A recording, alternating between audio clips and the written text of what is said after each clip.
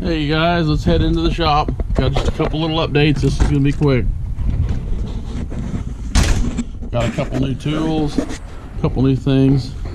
Don't want to bore you with long videos. Got the fuel tank done. This is the On 3 fuel hat inside the tank, and that's got a 10 outfitting and an 8 return. I'm going to switch it to 8 and 8 on my car. I don't think I need 10 size fuel lines.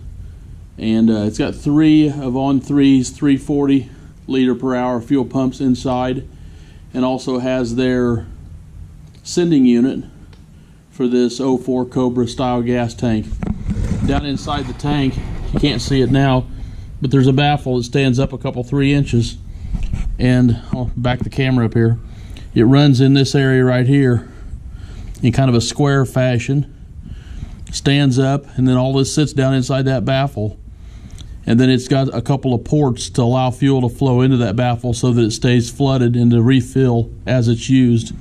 And then the return line also dumps inside there, so that's kind of a neat piece.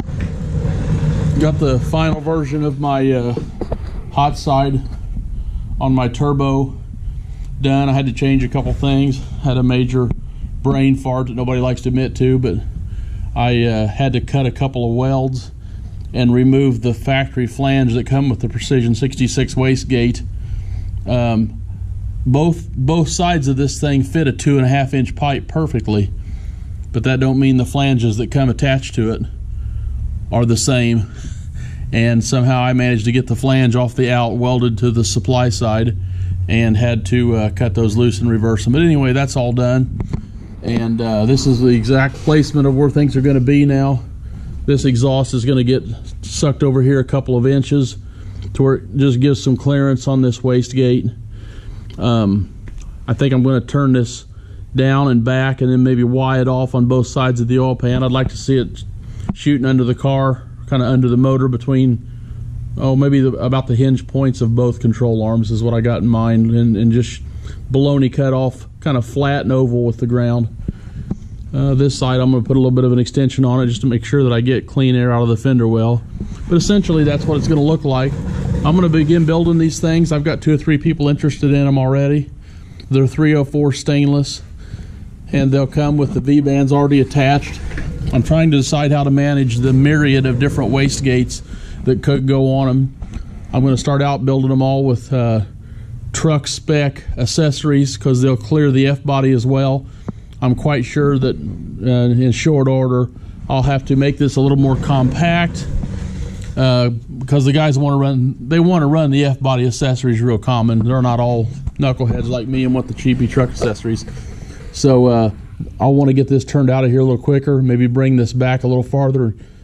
The goal would be to bring this back, take advantage of the F-body accessories, and suck this back another inch or 2 possibly, and maybe even bring the whole assembly this way so it would kind of come out and over, and let this water port go straight forward like the guys like to do. So that's coming. I'm going to try this is certainly my setup. I know this fits in my 99 Fox platform, and it works really good. In fact, I stood this pipe up a little straighter. It was leaned out farther here at an angle, so I've pulled this back and actually gave myself more room than what I had when I fitted it.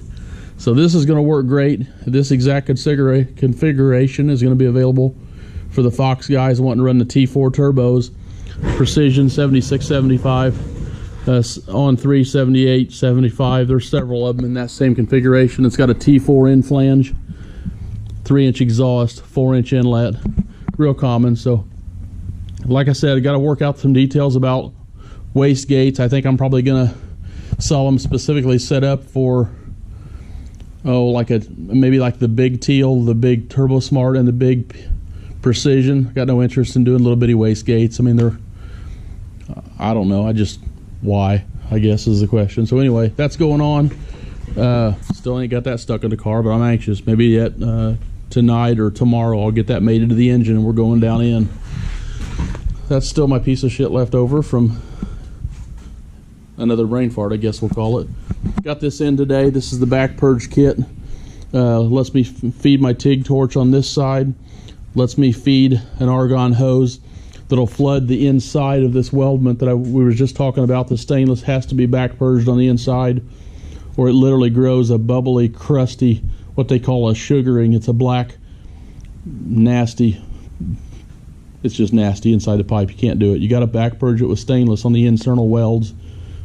And so anyway, that'll let me do that. Sorry for swinging the camera all around.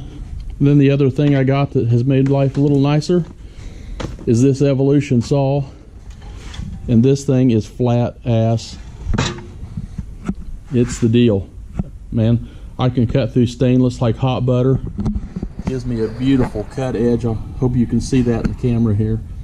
But anyway, makes it really nice.